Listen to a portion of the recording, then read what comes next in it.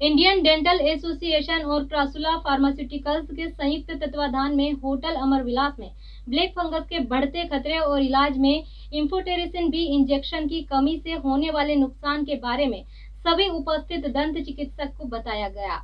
Conference के बारे में जानकारी देते हुए क्रासुला फार्मा के निर्देशक रुपेश गुप्ता ने बताया कि इस कॉन्फ्रेंस में डेंटल काउंसिल ऑफ इंडिया के राष्ट्रीय अध्यक्ष डॉक्टर अशोक खंडेलवाल, मध्य प्रदेश के अध्यक्ष और जीडीसी के डीन डॉक्टर देशराज जैन एवं समस्त डॉक्टर बीएम श्रीवास्तव उपस्थित रहे।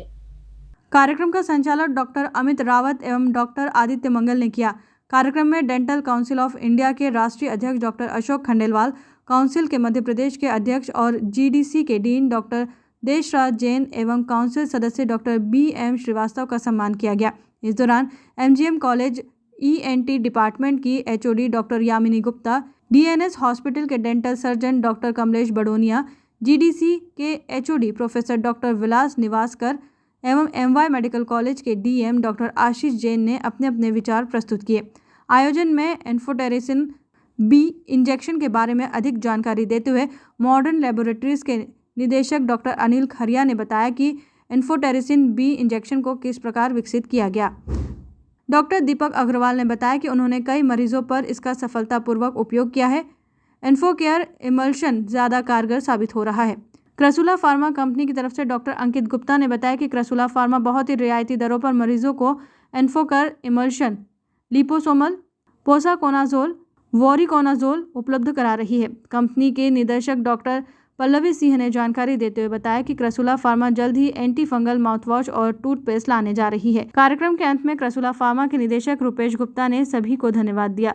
वहीं राष्ट्रीय जैन श्वेतांबर फाउंडेशन ट्रस्ट के अध्यक्ष प्रकाश भटेवरा ने आधी कीमत पर दवा उपलब्ध कराने की प्रतिबद्धता जताई। डेंटल एसोसिएशन के द्वारा ऑर्गेनाइज है।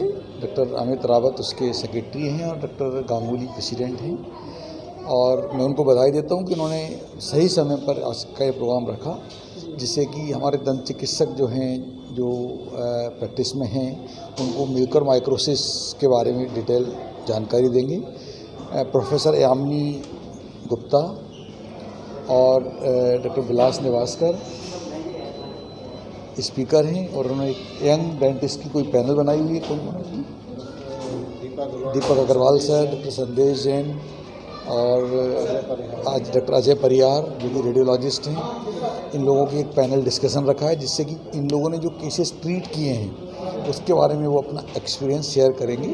और इस तरह का ये जो प्रोग्राम है डेफिनेटली हमारे यंग बडिंग डेंटिस्ट को, प्रैक्टिसिंग डेंटिस्ट को काफ़ी हेल्पफुल रहेगा और उनको समझ में आएगा कि म्यूकर माइक्रोसिस को कैसे डायग्नोस करते हैं, किस स्टेज में इसका ट्रीटमेंट किया जा सकता है, किस स्टेज में इसका मेडिकल ट्रीटमेंट होगा, किस स्टेज में सर्जरी रिक्वायर्ड है और किस स्टेज में केवल ये अपनी जो उसकी जो कहते हैं कि कॉजेटिव फैक्टर को एलिमिनेट करके किया जा सकता है। इस तरह का डिस्कशन हो रहा है, ये काफ़ी यूज़फुल है। आज फॉर्चुनेटली हमारे यहाँ जो प्रेसिडेंट हैं वो भारतीय दंत चिकित्सा परिषद के अध्यक्ष डॉक्टर अशोक खंडेलवाल साथ में, मैं हूँ, डॉक्टर बीएम श्रीवास्तव हैं।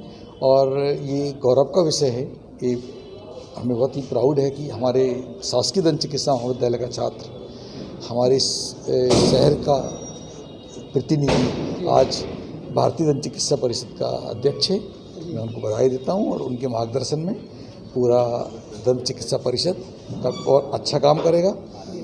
पहला काम डॉक्टर अशोक खंडेलवाल ने जो किया वो ये किया कि दंत चिकित्सक जो नेशनल हेल्थ स्कीम में उनको इंक्लूड नहीं कर रहे थे, मैंने आज उनका एक आदेश देखा, उन्होंने एक रिकमेंडेशन किया है सेंट्रल गवर्नमेंट को कि जो नेशनल हेल्थ स्कीम है उसमें हमारे दंत चिकित्सकों को भी भर्ती करके उनसे सेवाएं ली जाएं। मेरे ख्याल से वो उनका एक प्रशंसनीय काम है, सराहनीय काम है।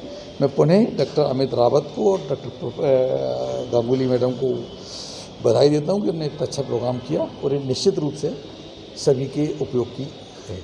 सबसे पहले मैं ये बताना चाहता हूँ कि हमारे इंदौर में जो ब्लैक फंगस जिसको अपन कहते हैं, जिसको हमारी भाषा में, साइंटिफिक भाषा में म्यूकर माइकोसिस कहा जाता है, म्यूकर माइकोसिस के केसेस में सरकार के प्रयत्नों के द्वारा और एमवाईएच हॉस्पिटल के निरंतर डॉक्टरों के प्रयासों के द्वारा केसेस में अब कंट्रोल आ गया है और हम निरंतर केसेस ऑपरेट करने के बाद सब उस स्थिति में है कि हमारे मरीज़ स्वस्थ हो रहे हैं। और इस मरीजों के स्वस्थ होने में हमें जो मुख्य लाभ है वो एम्फोटेरिसिन ड्रग का मिल रहा है। और इंदौर के ही हमारी मॉडर्न फार्मा कंपनी ने भी अभी एम्फोटेरेसिन ड्रग का मैन्युफैक्चरिंग शुरू किया है, जो कि एक ऐतिहासिक कार्य है और जिससे हमारे मरीजों को बहुत फ़ायदा मिल रहा है। उनके सभी प्रोडक्ट्स का जो है इंडियन डेंटल एसोसिएशन ने भी सहयोग जो उन्हें मिला है, और उनको हम साथ में श्वेतांबर जैन समाज ट्रस्ट का भी सहयोग जो दिया है उन्होंने मरीजों के लिए, उनका भी धन्यवाद ज्ञापित करते हैं इंडियन डेंटल एसोसिएशन की तरफ से कि जो उन्होंने हमारे गरीब मरीज हैं उनको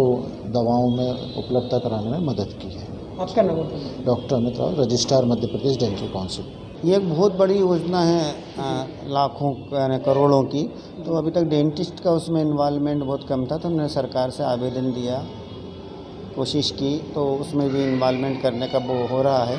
तो उसमें लाखों डेंटिस्ट और गरीब भारतवासी दोनों ही लाभान्वित होंगे।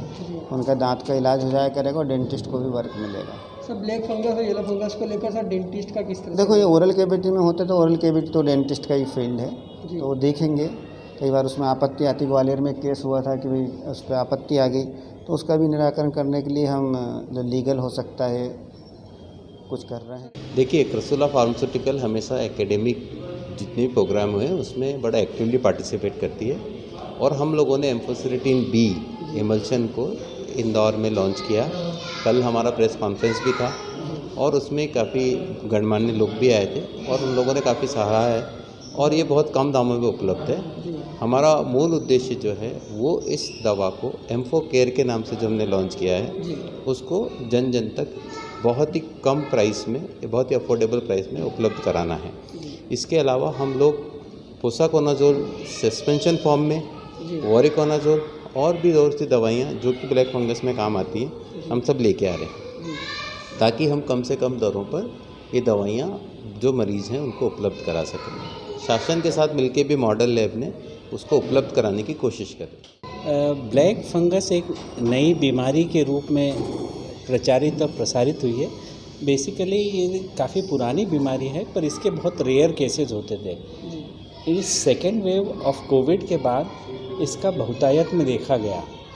इसके 3 पार्ट होते हैं। एक होता है सर्जिकल पार्ट, दूसरा होता है मेडिकल पार्ट और तीसरा होता है सपोर्टिव ट्रीटमेंट। सर्जिकल पार्ट बहुत आसान नहीं है, परंतु धीरे धीरे वो काफ़ी समझ में आने लगा।